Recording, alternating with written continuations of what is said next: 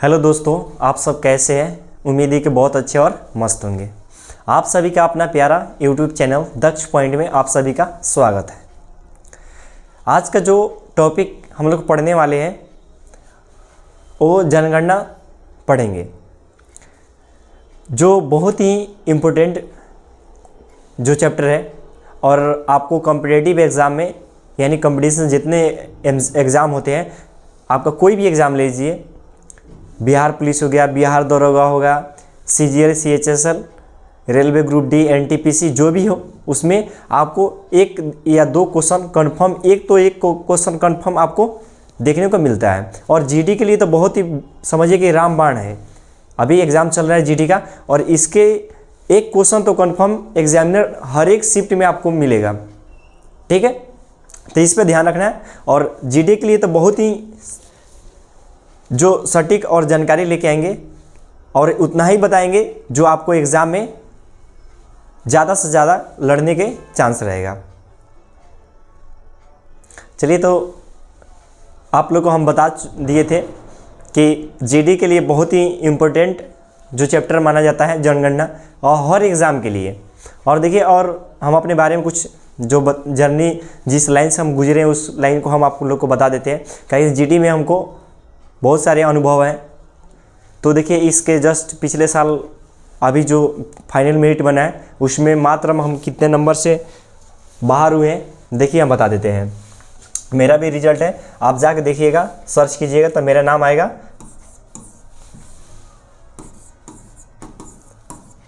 तबरेज़ आलम, PT का भी result आया था। उसके बाद फिजिकल भी देने गए थे। फिजिकल मेरा मुजफ्फरपुर पड़ा हुआ था और उसका फिजिकल भी दिए, और फाइनल मेरिट से और कितना सा रह गया देखिए।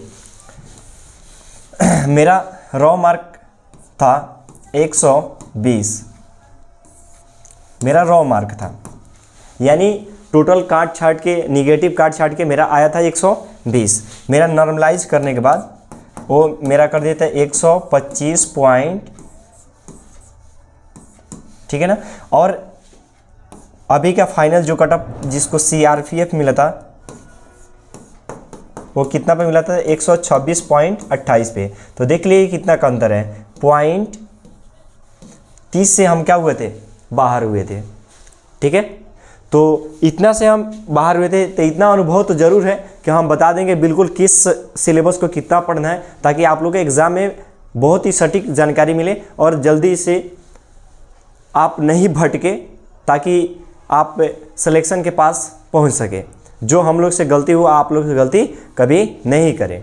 तो देखिएगा, पहले हम इसको क्लीन करते हैं। और इसको कुछ नहीं करना है, बस ईयरफोन लगा देना है, सेंटर पर जाना है और 1 से 2 बार देखना है। बिल्कुल आसानी से आपको एक नंबर 100% मिल जाए। एक नंबर का वैल्यू बहुत होता है। अब एक नंबर आपका सही हो गया तो एक क्वेश्चन 2 नंबर का होता है, एक क्वेश्चन 2 नंबर का होता है। तो एक क्वेश्चन 2 नंबर का हुआ तो इसका मतलब आपका हुआ कि अगर एक क्वेश्चन आपको आगे अगर सही टिक कर दिए तो 2 नंबर हुआ। 2 नंबर बहुत मायने रखता है। ठीक है, आप 2 नंबर तो बहुत दूर की बात हुई, 0.30, 0.1, 0.1 से भी लोग छटता है तो बहुत जो होता है ना, अब उसका क्या माने एथी होता है वो आपको पता होगा। अच्छा, आप वहाँ तक जाइए तो ऊपर वाला ना करे कि आप जो मेरिट से बाहर हो। ठीक है, तो चलिए, हम लोग का जो चैप्टर है जनगणना, ठीक है ना। अब जनगणना कितने साल पे होते हैं, तो जनगणना 10 साल पे होते हैं।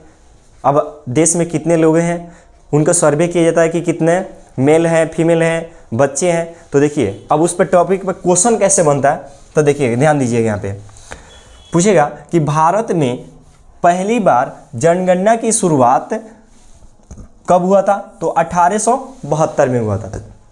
क्वेश्चन पूछेगा कि जनगणना की पहली बार शुरुआत कब हुआ था, तो 1872 में। अब देखिएगा 1872 में और किन के काल में हुआ था, तो लॉर्ड मेयो के काल में हुआ था। किन के काल में हुआ था, लॉर्ड मेयो के काल में। अब नेक्स्ट देखेंगे कि देश में नियमित जनगणना की शुरुआत कब हुआ था। ये बार बार पूछा हुआ क्वेश्चन है, इसको देख लीजिएगा, उसको बार बार ही देखिएगा, ताकि ये जो कॉन्सेप्ट जो है ना आपको समझ में आ जाए। चाहे इस चैप्टर को पूरा खुलासा कर दिया गया है, इससे जो जनगणना से क्वेश्चन आते हैं इससे बाहर नहीं जाए। अब यहाँ पे देखते हैं कि पहली बार जनगणना पूछेगा तो 1872 में लॉर्ड मेयो के काल में हुआ था, लेकिन नियमित पूछेगा, क्वेश्चन वही है, देखिएगा ध्यान से, नियमित जनगणना की शुरुआत 1881 में किसके शासनकाल में हुआ था? तो लॉर्ड रिपन के काल में हुआ था। ध्यान में रखिएगा, 1872 तो लॉर्ड मेयो के काल में होगा और 1881 लॉर्ड रिपन के काल में होगा। नेक्स्ट क्वेश्चन देखते हैं, स्वतंत्र भारत की पहली जनगणना कब हुआ था? यानी स्वतंत्रता के बाद जो पहली जनगणना हुआ था वो कब हुआ था? तो 1951 में। यानी हम लोग का जो देश आज़ाद हुआ था कब? 15 अगस्त 1947 को हमारा देश आज़ाद हुआ था। ठीक है, तो उसके बाद जब जनगणना हुआ तो कब हुआ? तो 1951 में हुआ था। अब पढ़ेंगे, ये तो VBI है, यानी एग्जाम में पूछा हुआ क्वेश्चन है। जनगणना का महाविभाजक वर्ष किसे कहते हैं? तो महान विभाजक वर्ष किसको माना जाता है? तो 1921 को, एग्जाम में पूछा हुआ है। 1921 को जो है ना उसको बोलते हैं जनगणना का महान विभाजक वर्ष माना जाता है। ठीक है, नेक्स्ट क्वेश्चन देखते हैं, क्वेश्चन नंबर, जनगणना का लघु विभाजन वर्ष किसे कहते हैं? लघु पूछेगा, महान पूछेगा तो 1921 और लघु पूछेगा तो 1951 में हुआ था। अब 51 से 2 क्वेश्चन बन रहा है। भारत की स्वतंत्र भारत की पहली जनगणना 1951 में हुआ था और यहाँ पे देखते हैं जनगणना की लघु विभाजक वर्ष किसको मानते हैं? तो 1951 होता है, दोनों सेम ही है। ठीक है, नेक्स्ट क्वेश्चन देखते हैं, जनगणना से संबंधित अनुच्छेद कौन है? अब किस अनुच्छेद में जनगणना का जो बात किया गया है? तो अनुच्छेद 246 में हुआ है। किस अनुच्छेद में? तो अनुच्छेद 246 में। अब नेक्स्ट क्वेश्चन देखते हैं, जनगणना विषय है। अब जनगणना विषय है तो किस सूची के विषय है? तो देखिएगा 7वीं अनुसूची क्या है और ये संघ सूची का है।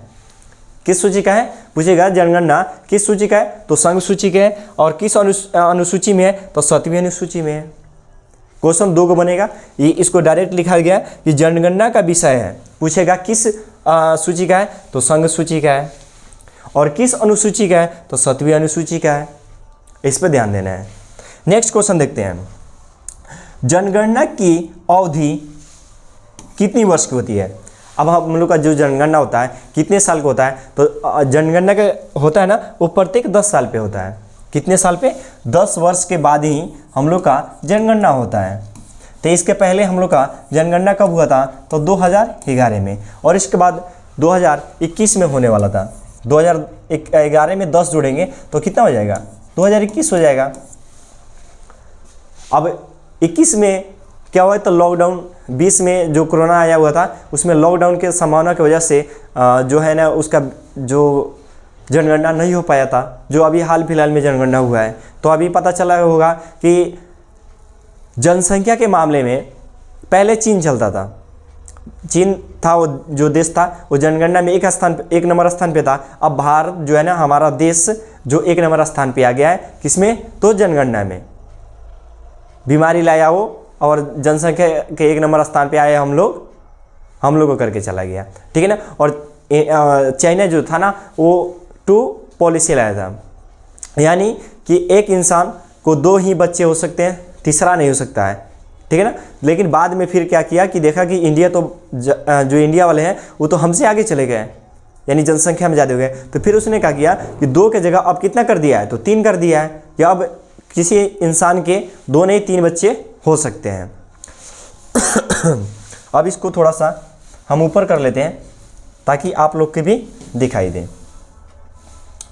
बहुत ही प्यारा सा क्वेश्चन है और इसको पढ़िए के जाइएगा। तो जनगणना की अवधि प्रत्येक 10 वर्ष की होती है, यानी 10 साल पे ही जनगणना होती है। जनसंख्या का अध्ययन क्या कहलाता है? तो डेमोग्राफी या जनसांख्यिकी कहलाता है। पूछता है जनगणना के जनसंख्या के अध्ययन को क्या कहते हैं? क्या पूछेगा? जनसंख्या के अध्ययन को क्या बोलते हैं? तो डेमोग्राफी कहते हैं। ठीक है। देखिए अभी बताएं कि 2011 की जनगणना, 2011 की जनगणना का क्रम देश की 15वीं थी तथा स्वतंत्र भारत की क्या थी? 7वीं थी। यानी जो देश की जो जनसंख्या का क्रम था वो कौन था 15वीं, और ये अभी जो हुआ ये कौन सा हो गया 16वीं हो गया। और ये स्वतंत्र भारत की कौन सी है तो 7वीं है। नेक्स्ट क्वेश्चन देखते हैं 2011 की जनगणना का आदर्श वाक्य क्या है। 2011 का जनगणना का आदर्श वाक्य क्या है तो हमारी जनगणना हमारा भविष्य। ये जो थीम है ये एग्जाम में पूछता है कि 2011 की जो जनगणना हुआ था उस समय का थीम क्या था तो हमारी जनगणना और हमारा भविष्य था। ठीक है, चलिए नेक्स्ट क्वेश्चन देखते हैं जनगणना का शुभंकर क्या था। तो इसका शुभंकर था प्रगणक शिक्षिका। क्या था प्रगणक शिक्षिका। हम नेक्स्ट देखेंगे प्रथम जनगणना कमिश्नर कौन थे, यानी उस समय जो जनगणना हुआ था उस समय जो कमिश्नर थे जनगणना के वो कौन थे तो W प्लाडेन थे। कौन थे W प्लाडेन। इसको याद करिएगा, नहीं लगता इसको प्लाडेन भी याद कीजिएगा तो याद हो जाएगा। ठीक है, स्वतंत्र भारत के प्रथम जनगणना आयुक्त कौन थे। स्वतंत्र भारत के कौन से तो स्वतंत्र भारत के R.A. गोपाला स्वामी थे। कौन थे R.A. गोपाला स्वामी। कब थे 1949 से 1953 तक इनका शासनकाल था। किनका तो R.A. गोपाला स्वामी की। अब नेक्स्ट क्वेश्चन देखते हैं 2011 के जनगणना आयुक्त कौन थे। ये बहुत ही इंपॉर्टेंट क्वेश्चन है, इसको लिख लीजिएगा लोग। ठीक है ना, 2011 के जनगणना आयुक्त कौन थे तो C चंद्रमौली थे। कौन थे C चंद्रमौली जी थे 2011 के जनगणना का आयुक्त थे। पहली बार जाति आधारित जनगणना कब हुआ था तो 1931 में हुआ था। कब हुआ था 1931 में जो हुआ था ना पहली बार जाति आधारित जनगणना हुआ था। ठीक है, कब हुआ था तो 1921 में हुआ था। इसके पहले आप लोग को बता दें कि महान विभाजक वर्ष किसको मानते थे 1921 को, और लघु किसको बताए थे तो 1951 में। और स्वतंत्र भारत की पहली जनगणना कब हुई थी 1951 में। एक बताए थे आपको कि 1872 ईस्वी में किनका लॉर्ड मेयो के काल में हुआ था, और 1881 में किसका हुआ था तो लॉर्ड रिपन के काल में हुआ था। चलिए अब यहाँ पे दिया हुआ है कि जनसंख्या दिवस कब मनाया जाता है तो जनसंख्या दिवस 11 जुलाई को मनाया जाता है।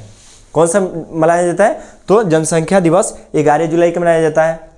ठीक है ना, जैसे पूछे देगा कि मजदूर दिवस कब मनाया जाता है। मजदूर दिवस कब मनाया जाता है तो 1 मई को मनाया जाता है। कब मनाया जाता है मजदूर दिवस 1 मई को मनाया जाता है। और यहाँ पे पूछ देगा कि जनसंख्या दिवस कब मनाया जाता है तो 11 जुलाई को मनाया जाता है। नेक्स्ट क्वेश्चन देखते हैं। चलिए तो हम लोग का क्वेश्चन इतना ही था और देख लेते हैं। अब कहाँ तो देख लेते, विश्व जनसंख्या दिवस कब मनाया जाता है तो 11 जुलाई को मनाया जाता है। 2011 के अनुसार कुल जनसंख्या कितना थी तो 121.08 करोड़ था। कितना था तो 121.08 करोड़ था उस समय हम लोग का जनसंख्या। किस समय तो 2011 के समय। और 2011 के समय में उस समय किनके था आयुक्त थे कौन थे तो C चंद्रमौली जी के काल में हुआ था। ठीक है, अब देखते हैं भारत में विश्व जनसंख्या का भाग कितना है।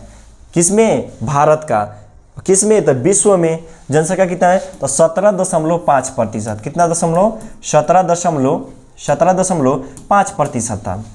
अब देखते हैं पुरुष का जनसंख्या उसमें कितना था तो पुरुष का जनसंख्या था 62.32 करोड़ था। और प्रतिशत में निकालेंगे तो 51.47% था। ठीक है, करोड़ में पूछेगा यहाँ पे, जब प्रतिशत में नहीं पूछेगा, प्रतिशत में पूछेगा तो बताएंगे 51.47%, और ऐसे पूछेगा तो 62.32 करोड़ बताएंगे। ठीक है, अब देखिए पुरुष में तो देख लिए, अब देखेंगे महिला में जनसंख्या कितना था तो 58.75 करोड़, और प्रतिशत में बताना है तो 48.35% होता है। अब देखेंगे या वार्षिक वृद्धि कितनी थी। 10 की वृद्धि दर कितनी थी, तो 17.7% और 1.4। यहाँ पे पूछेगा 10 की वृद्धि दर कितना थी, तो 17.7% और वार्षिक वृद्धि दर कितना थी, तो 1.64%। अब नेक्स्ट क्वेश्चन देखेंगे, कुल साक्षरता दर कितना था, तो 73% था। कितना था, 73%। और पुरुष का साक्षरता दर देखेंगे तो 80.9% है। कितना प्रतिशत, तो 80.9% था। अब महिला का देखते हैं, महिला का साक्षर कितना थी महिला, तो महिला का था 64.6%। यानी उस समय के मुकाबले में पुरुष ज़्यादा पढ़े थे और महिला कम थी। कितना थी, तो 64.6% और पुरुष कितना थे, तो 80.9%। अब देखते हैं भारत की साक्षरता दर कितना है, तो भारत की साक्षरता दर 73% है। अब नेक्स्ट क्वेश्चन देखते हैं, इसी टॉपिक का एक क्वेश्चन है, इसको थोड़ा सा बड़ा कर लेते हैं ताकि आप लोग को दिखाई दीजिएगा। यहाँ पे देखिएगा, इसको PDF ही हम डलवा देंगे ताकि आप लोग देख सकते हैं। ये महिला का हो गया। अब देखिए यहाँ पे आइए, 2011 की जनगणना अनुसार लिंगानुपात कितना था, यानी 1000 पुरुष पे कितना है महिलाएं थी, तो 943। कितना थी, 943 महिलाएं थी। कितना पे, तो 1000 पे। ठीक है ना। अब देखते हैं शिशु लिंगानुपात कितना था, 0 से 6 वर्ष के लिए। कितने बच्चे के लिए, 0 से 6 वर्ष छोटे बच्चे के लिए। तो देखिए कितने के लिए, अब 919 था। कितना था, 919 शिशु यानी छोटे बच्चे के लिए।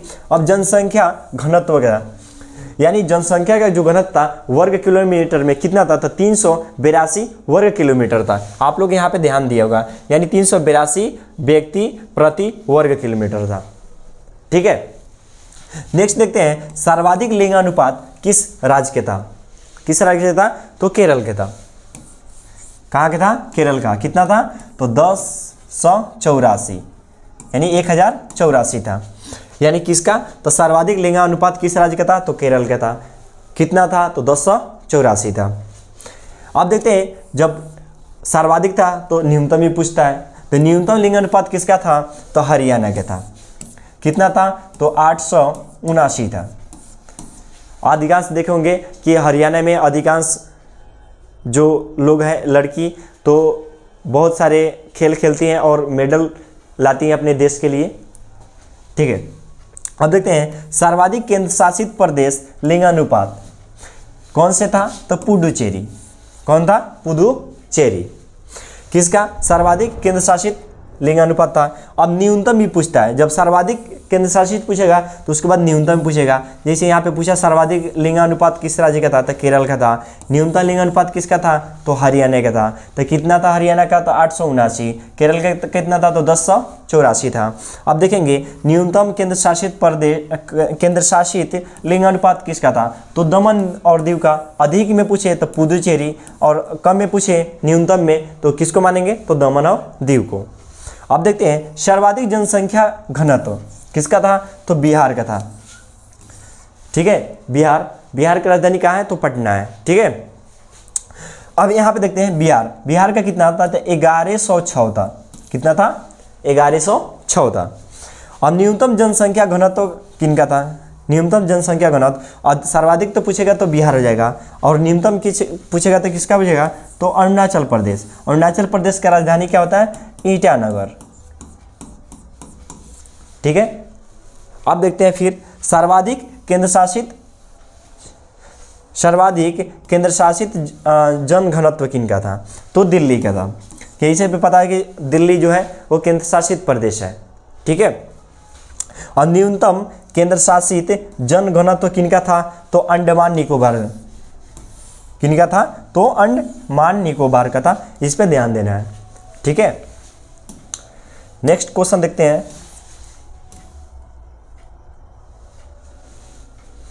कहाँ तक हो गया था हम लोग का, अंडमान निकोबार तक। अब उसके बाद देखते हैं, सर्वाधिक जनसंख्या वाला राज्य कौन था, यानी जनसंख्या किस राज्य में सबसे ज़्यादा अधिक था, तो वो था उत्तर प्रदेश। उत्तर प्रदेश का राजधानी कहाँ है, तो लखनऊ है। नवाबों का शहर किसको कहा जाता है, तो लखनऊ को कहा जाता है। ठीक है, तो उत्तर प्रदेश में कितना था, तो 19.98 करोड़ था। किसमें, तो सर्वाधिक जनसंख्या वाला राज्य था। ठीक है, नेक्स्ट क्वेश्चन देखते हैं, न्यूनतम जनसंख्या वाला राज्य कौन था, तो सिक्किम था। सिक्किम का राजधानी क्या है, तो गंगटोक है। उसका कितना था, 6.11 लाख था। कितना था, 6.11 लाख था। अब देखते हैं सर्वाधिक केंद्र शासित जनसंख्या क्या था, यानी अब देखेंगे हम लोग केंद्र शासित प्रदेश में, तो सर्वाधिक केंद्र शासित जनसंख्या किसका था, तो दिल्ली का था। और न्यूनतम पूछेगा, न्यूनतम केंद्र शासित जनसंख्या किसका था, तो लक्षद्वीप था। और लक्षद्वीप की राजधानी कहाँ है, तो कावारत्ती होता है। इस पे ध्यान देना है। ठीक है, देखिए ये भी बहुत ही इंपॉर्टेंट है, इस पे स्टार मार्क कर देना है। एकमात्र राज्य जहाँ जनसंख्या घटी, सब जगह जनसंख्या बढ़ी थी, लेकिन एकमात्र ऐसा राज्य है जहाँ जनसंख्या बढ़ने के बजाय क्या हुई थी, घट गई थी, वो था नागालैंड। नागालैंड की राजधानी कहाँ है, तो कोहिमा है। इसका भाषा क्या है, तो अंग्रेजी है। क्या है, तो इसका राजकीय जो भाषा है वो क्या है, तो अंग्रेजी है। इस पर ध्यान देना है। कौन था राज्य था, नागालैंड। नागालैंड की राजधानी कहाँ है, कोहिमा। और लक्षद्वीप का राजधानी क्या है, तो कावारत्ती। सिक्किम का राजधानी क्या है, तो गंगटोक। और उत्तर प्रदेश की राजधानी क्या है, तो लखनऊ। और नवाबों के शहर किसको कहा जाता है, तो लखनऊ को कहा जाता है। अब देखते हैं फिर क्वेश्चन में देखते हैं, सर्वाधिक साक्षरता वाला राज्य कौन था, यानी शिक्षा में सबसे ज़्यादा कौन सा राज्य था, तो केरल था। कौन सा था, केरल। कितना परसेंट था, 94%, यानी 100 में मात्र 6% कम था केरल। ये कितना था, तो 94% था। किसमें, तो साक्षरता में। आप देखेंगे सर्वाधिक में तो केरल, तो न्यूनतम में तो कोई होगा। न्यूनतम में कौन था, तो बिहार था। बहुत ही बड़ा आगे चलने वाला राज्य है, आप लोगों को पता ही होगा। ठीक है, तो ये हो गया हमारा बिहार। कितना दिया था, 61.8%। ठीक है, और बिहार की राजधानी कहाँ है, तो पटना है। अब देखते हैं न्यूनतम महिला, पुरुष का तो देख लिए, पुरुष में था केरल और देखेंगे यहाँ पे सर्वाधिक साक्षरता वाला राज्य था केरल और न्यूनतम था बिहार। अब महिला में देखते हैं, न्यूनतम महिला साक्षरता किसका था, तो बिहार का था। कितना था, 51.5%। अब देखते हैं सर्वाधिक केंद्र शासित साक्षरता किसका था, तो लक्षद्वीप का था। किसका था, लक्षद्वीप का। न्यूनतम केंद्र शासित साक्षरता किसका था, तो दादर और नगर हवेली। किसका था, दादर और नगर हवेली। सर्वाधिक जनसंख्या वाला जिला कौन था, तो थाने। थाने कहाँ है, तो महाराष्ट्र में है। और महाराष्ट्र की राजधानी कहाँ है, तो मुंबई। अब देखते हैं न्यूनतम जनसंख्या वाला जिला कौन सा है।